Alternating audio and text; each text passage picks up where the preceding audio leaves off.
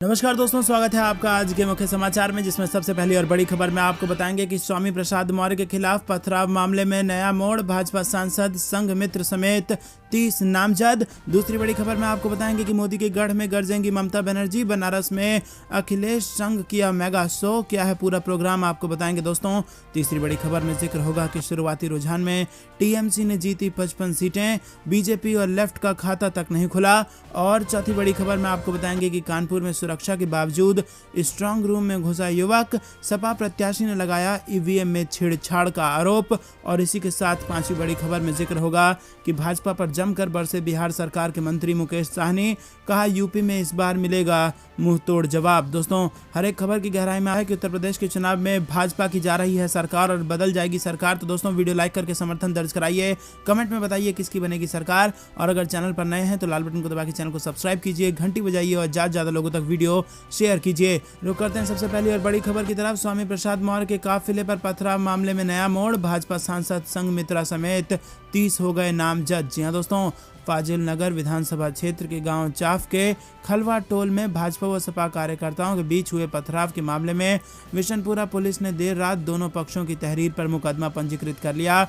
दर्ज मुकदमे में सपा प्रत्याशी स्वामी प्रसाद मौर्य की सांसद बेटी संघमित्रा व बेटे अशोक मौर्य भी नामजद हैं। आपको बता दें कि देर रात इस मामले में भाजपा के मंडल अध्यक्ष की तहरीर पर पुलिस ने भाजपा सांसद संघमित्रा मौर्य, अशोक मौर्य समेत 30 नामजद तथा सैकड़ों अज्ञात सपा कार्यकर्ताओं के विरुद्ध मारपीट, नकदी व चैन छीनने तथा SC/ST एक्ट का मुकदमा पंजीकृत कर दिया है। रुक करते हैं अगली बड़ी खबर की तरफ। मोदी के गढ़ में गरजेंगी ममता बनर्जी। बनारस में अखिलेश संघ मेगा शो। जानिए क्या है पूरा प्रोग्राम। जी हां दोस्तों, पश्चिम बंगाल की मुख्यमंत्री और तृणमूल कांग्रेस प्रमुख ममता बनर्जी एक बार फिर यूपी चुनाव में अपनी उपस्थिति दर्ज कराने जा रही हैं। छठे चरण की वोटिंग के बीच गुरुवार को ममता बनर्जी पीएम मोदी के संसदीय क्षेत्र बनारस में समाजवादी पार्टी अध्यक्ष अखिलेश यादव के साथ रैली करेंगी। काशी सहित 54 सीटों पर 7 मार्च को 7वें चरण में वोटिंग होगी। सपा के बनारस जिला प्रमुख संजय मिश्रा ने बताया कि पश्चिम बंगाल की मुख्यमंत्री 2 मार्च की शाम बनारस पहुंचेंगी और अगले दिन वो सपा अध्यक्ष अखिलेश यादव के साथ गांव में जनसभा को संबोधित करेंगी। इसी के साथ आपको बता दें कि इस रैली में सपा गठबंधन के साथ ही राष्ट्रीय लोकदल के प्रमुख जयंत चौधरी, सुहेलदेव भारतीय समाज पार्टी के ओम प्रकाश राजभर और अपना दल की कृष्णा पटेल की भी मंच पर मौजूदगी होगी।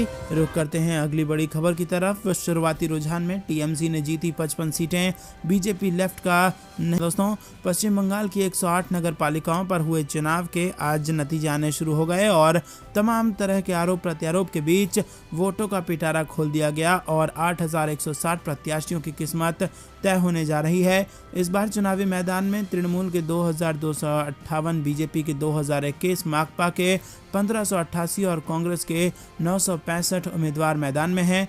इस बार 843 निर्दलीय प्रत्याशी भी कई नगर पालिकाओं में कांटे की टक्कर देते दिख रहे हैं। दोस्तों, आपको बता दें कि 108 में से 55 सीटों पर टीएमसी जीत चुकी है और शुरुआती रुझान में विपक्ष का सफाया होता दिख रहा है और उनके खाते में कोई सीट नहीं जा रही है। रुक करते हैं अगली बड़ी खबर की तरफ। कानपुर में सुरक्षा के बावजूद स्ट्रांग रूम में घुसा युवक, सपा प्रत्याशी ने लगाया ईवीएम में छेड़खानी का आरोप। जी हां दोस्तों, उत्तर प्रदेश विधानसभा चुनाव में छठे चरण के लिए मंगलवार की शाम 6 बजे प्रचार का शोर थम गया। छठे चरण में 10 जिलों की 57 सीटों पर 3 मार्च को मतदान होना है और इस चरण में मुख्यमंत्री योगी की सीट और जिला गोरखपुर में भी मतदान होना है। इसके अलावा भाजपा से सपा में आए स्वामी प्रसाद मौर्य की सीट फाजिल नगर में वोटिंग होगी और इन दोनों सीटों पर सभी की नजरें टिकी रहेंगी।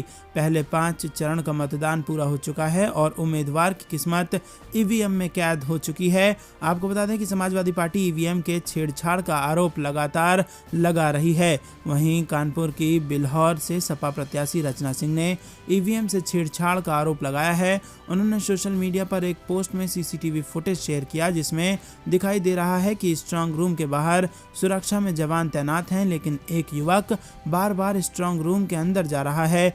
रचना सिंह ने इसकी शिकायत चुनाव आयोग और जिला पुलिस प्रशासन से की है।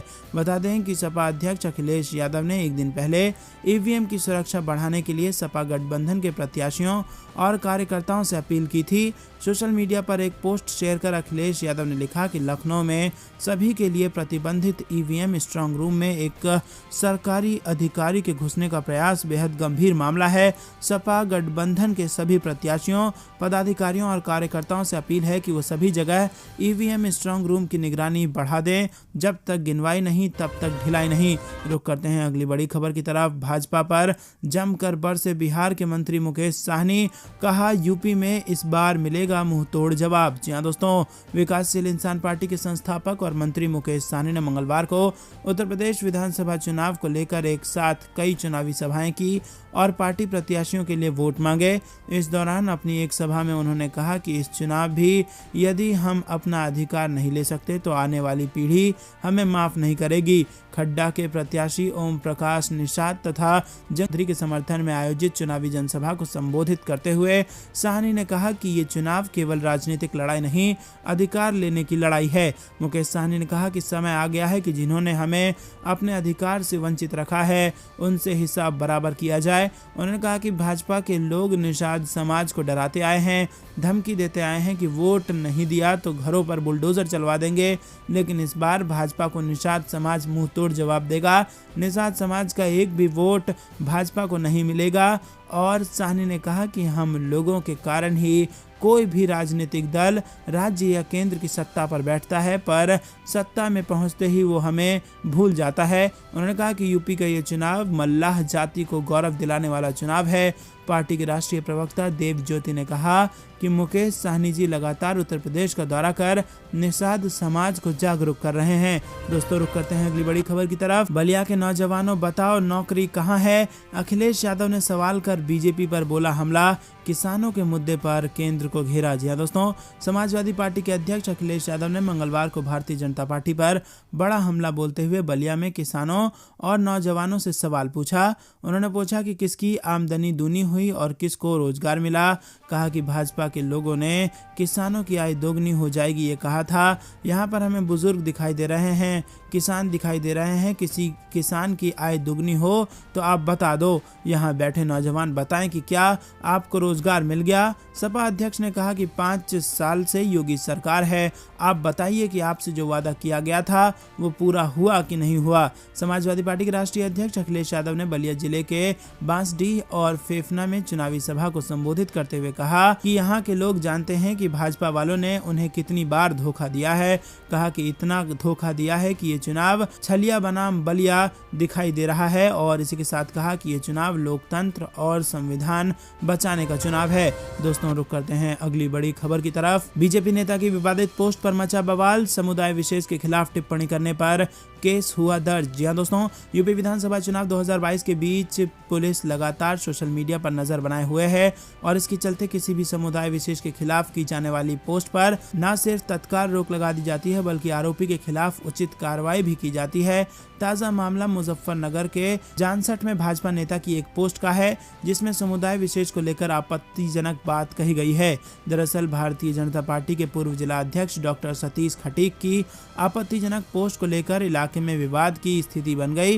हालांकि पुलिस की सतर्कता से माहौल बिगड़ने से बच गया। घटना की जानकारी मिलते ही पुलिस ने पोस्ट को हटाया, साथ ही आरोपी बीजेपी नेता के खिलाफ केस दर्ज कर लिया। फिलहाल पुलिस मामले में आगे की जांच में जुट गई है। दोस्तों, छठे चरण के मतदान से पहले अखिलेश यादव का मुख्यमंत्री योगी पर निशाना। बोले भाजपा की हार के डर से बाबा की उड़ गई है नींद। जी हां दोस्तों, उत्तर प्रदेश के विधानसभा चुनाव के छठे चरण के मतदान से पहले राजनीतिक दल अपनी तरफ से पूरा दमखम लगा रहे हैं। प्रदेश की सत्ता पार्टी पर विपक्षी दल लगातार हमलावर बने हुए हैं।